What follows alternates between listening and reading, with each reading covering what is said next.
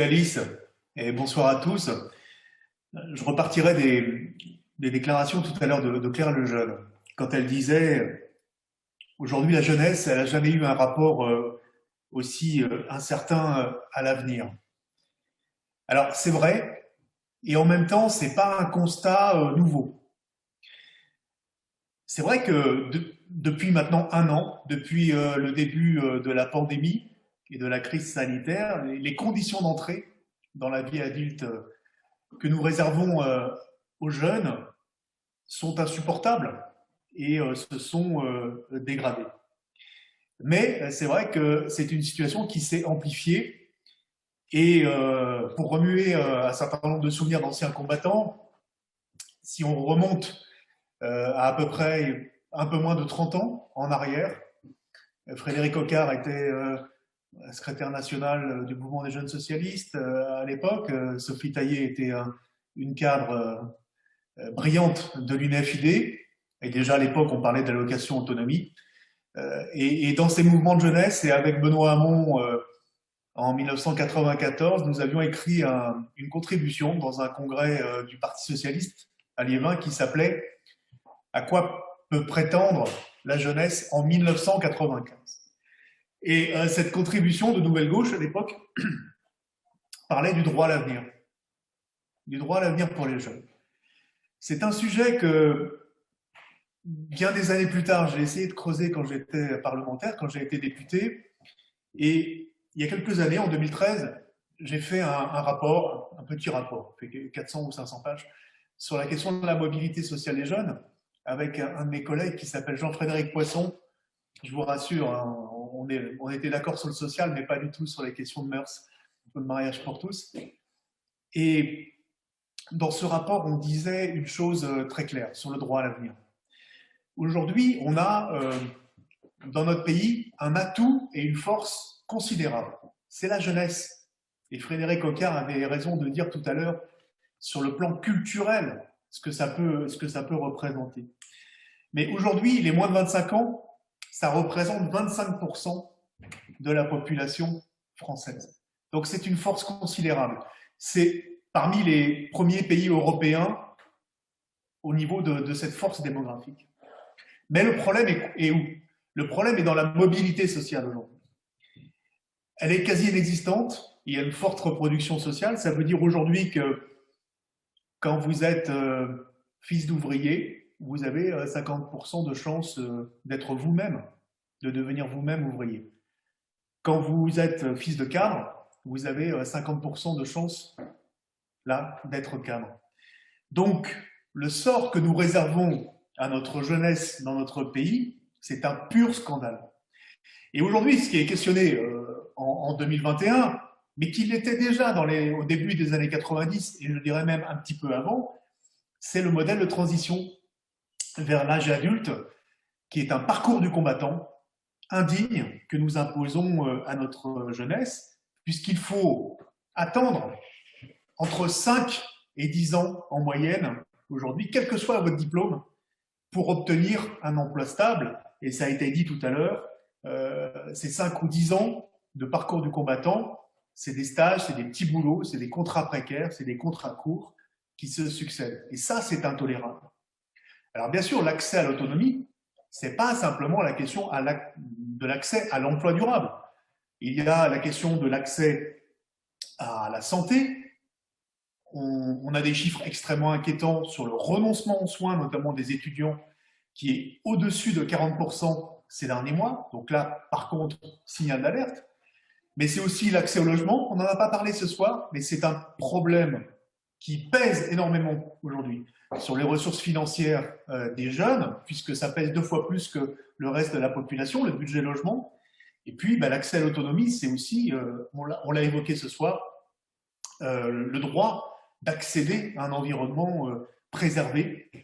C'est toute la question climatique et toute la question écologique. Mais oui, depuis maintenant près de 40 ans,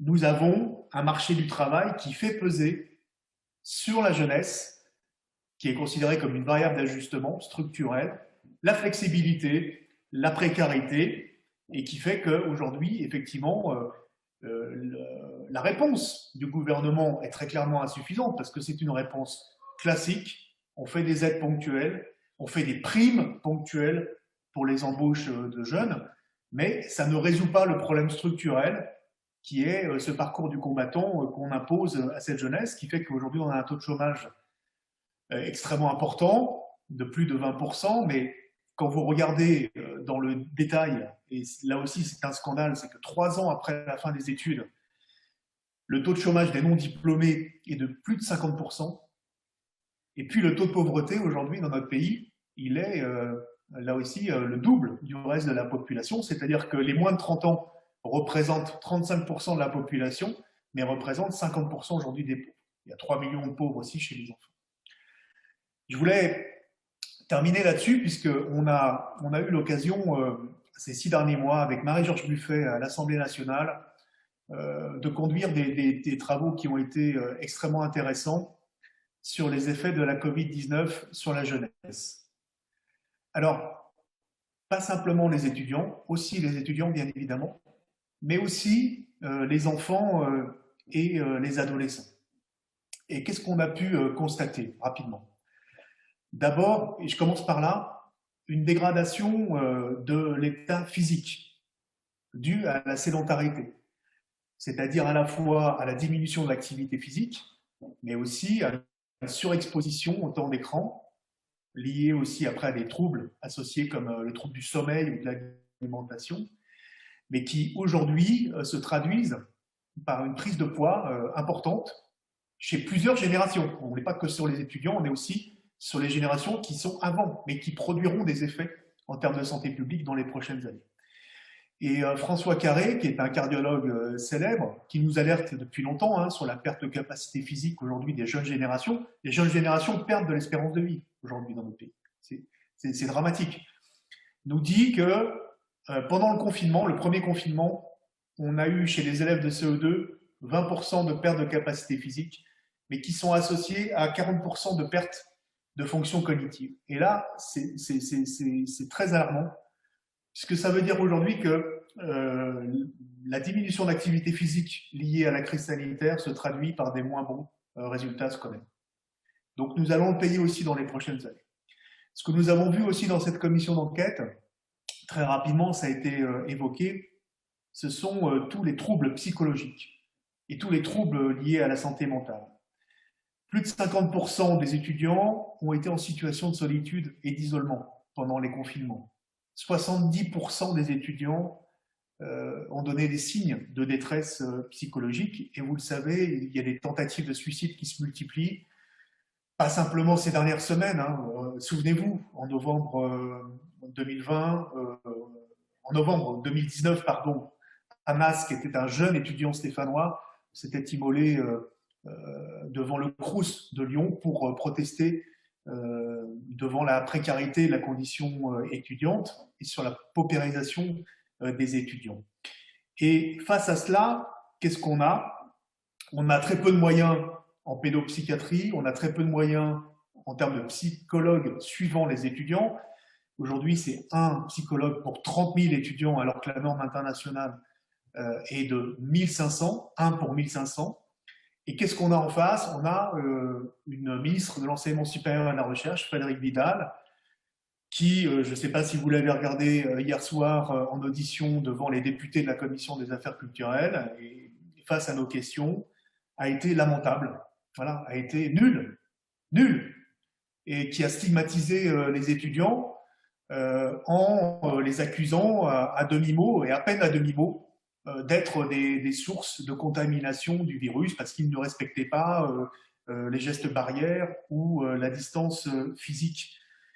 Mais voilà ce qu'on a aujourd'hui en termes de réponse du gouvernement. Et alors l'autre réponse, là c'est encore mieux, c'est Madame la ministre de l'Engagement et de la vie associative, Madame Sarah El Haïry, qui dit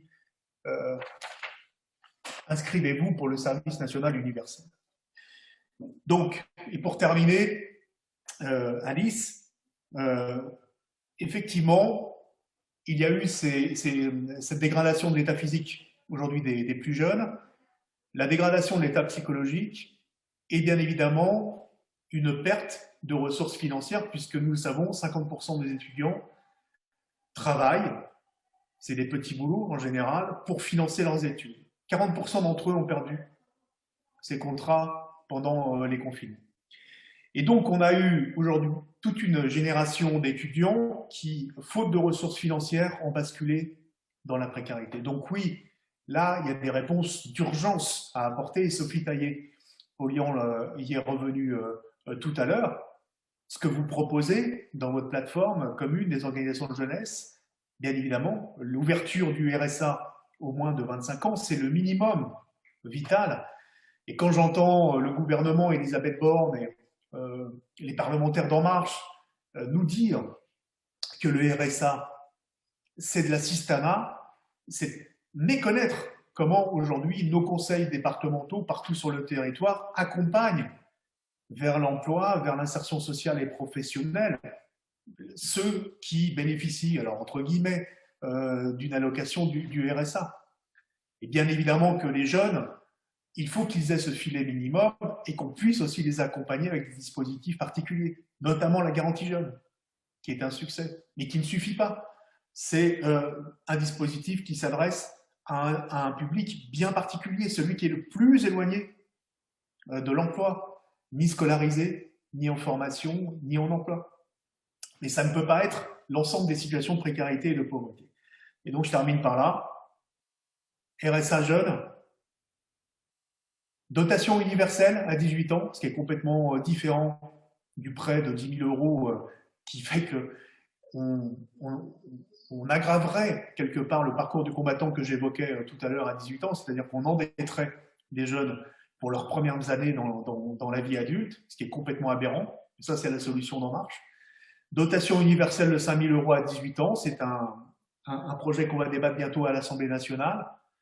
Et puis, bien évidemment, notre solution à génération, qui est d'expérimenter le revenu universel d'existence dans la jeunesse, ce qu'avait proposé Benoît Hamon dès l'élection présidentielle, mais qui me paraît tout à fait opportun, y compris parce qu'aujourd'hui, je pense que vous l'aurez remarqué, certains à droite commencent à venir sur ces positions-là, chez les Républicains, ce qui est très bien. Plus on est de fous, plus on rit. Et puis surtout, un certain nombre d'économistes qui sont étiquetés aujourd'hui comme étant proches d'Emmanuel Macron commencent à susurrer à l'oreille du pouvoir que ce serait une solution à la rentrée 2021 que de faire un revenu d'existence universel.